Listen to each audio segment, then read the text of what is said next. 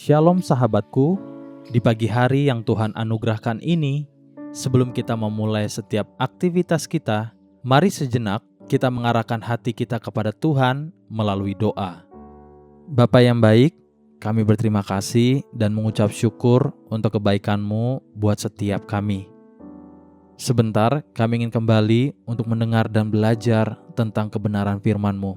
Terus tuntun dan ajar kami ya Tuhan, biar kami dapat mengerti dan terus melakukan kebenaran firman-Mu dalam kehidupan kami. Amin. Pagi hari ini, kita akan merenungkan kebenaran firman Tuhan dengan tema, Apabila Engkau Hidup Setia. Sebuah tema yang mengajak kita untuk memeriksa kembali sikap hati kita di hadapan Tuhan. Mari kita buka Alkitab di dalam kitab Zakaria pasal 3, ayat 7 sampai ayat yang ke-10. Demikian firman Tuhan. Beginilah firman Tuhan semesta alam. Apabila engkau hidup menurut jalan yang kutunjukkan dan melakukan tugas yang kuberikan kepadamu, maka engkau akan memerintah rumahku dan mengurus pelataranku. Dan aku akan mengizinkan engkau masuk ke antara mereka yang berdiri melayani di sini. Dengarkanlah, hai imam besar Yosua, engkau dan teman-temanmu yang duduk di hadapanmu. Sungguh, kamu merupakan suatu lambang. Sebab, sesungguhnya aku akan mendatangkan hambaku, yakni Sang Tunas. Sebab sesungguhnya, permata yang telah kuserahkan kepada Yosua, satu permata yang bermata 7, sesungguhnya aku akan mengukirkan ukiran di atasnya. Demikianlah firman Tuhan semesta alam. Dan aku akan menghapuskan kesalahan negeri ini dalam 1 hari saja. Pada hari itu, demikianlah firman Tuhan semesta alam. Setiap orang daripadamu akan mengundang temannya duduk di bawah pohon anggur dan di bawah pohon ara. Ada sebuah penglihatan yang Tuhan berikan kepada hambanya, Nabi Zakaria. Kitab Zakaria pasal 3 dimulai dengan sebuah pernyataan demikian. Zakaria pasal 3 ayat pertama sampai ayat yang kedua. Kemudian ia memperlihatkan kepadaku imam besar Yosua berdiri di hadapan malaikat Tuhan, sedang iblis berdiri di sebelah kanannya untuk mendakwa dia. Lalu berkatalah malaikat Tuhan kepada iblis itu, Tuhan kiranya menghardik engkau, hai iblis. Tuhan yang memilih Yerusalem kiranya menghardik engkau. Bukankah dia ini puntung yang telah ditarik dari api?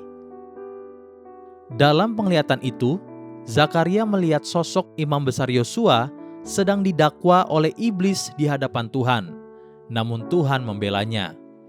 Tuhan bahkan menggunakan imam besar Yosua sebagai suatu lambang untuk sebuah rencana Tuhan yang besar. Zakaria pasal 3 ayat 8 sampai ayat yang ke-9 berkata, Dengarkanlah, hai imam besar Yosua, engkau dan teman-temanmu yang duduk di hadapanmu. Sungguh, kamu merupakan suatu lambang. Sebab, sesungguhnya aku akan mendatangkan hambaku, yakni Sang Tunas. Sebab sesungguhnya, permata yang telah kuserahkan kepada Yosua, satu permata yang bermata 7, sesungguhnya aku akan mengukirkan ukiran di atasnya. Demikianlah firman Tuhan semesta alam.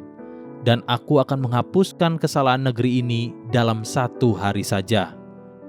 Tidak tanggung-tanggung, imam besar Yosua bahkan dipakai Tuhan untuk menjadi lambang bagi Sang Tunas yang menerima permata bermata 7. Bukankah itu menunjuk kepada Kristus Tuhan sendiri? Seperti dikatakan di Yeremia pasal 23 ayat yang ke-5. Sesungguhnya waktunya akan datang, demikianlah firman Tuhan, bahwa aku akan menumbuhkan tunas adil bagi Daud. Ia akan memerintah sebagai raja yang bijaksana dan akan melakukan keadilan dan kebenaran di negeri. Namun yang terpenting untuk diperhatikan di sini adalah pesan penting bagi Yosua dan semua yang bersama-sama dengannya, yang sesungguhnya adalah pesan untuk semua kita, hamba-hamba Tuhan. Coba perhatikan Zakaria pasal 3 ayat yang ke-7. Beginilah firman Tuhan semesta alam.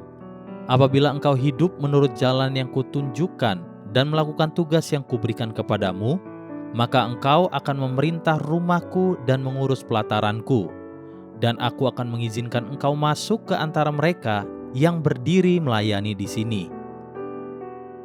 Dengan kata lain, Tuhan mensyaratkan hamba-hambanya untuk tetap hidup dan berlaku setia. Inilah yang mendatangkan terobosan bagi hamba-hambanya apabila kita hidup setia di hadapannya. Haleluya. Sahabatku, biarlah firman Tuhan hari ini bukan hanya kita dengar, tetapi kita hidupi dalam keseharian kita. Mari kita menutup renungan ini dengan doa. Terima kasih Tuhan untuk kebenaran firman-Mu yang mengajar dan mengingatkan kami, agar kami berlaku setia di hadapan-Mu, terus mengiring Engkau dan terus mengandalkan Engkau setiap saat. Amin. Jesus loves you and so do I.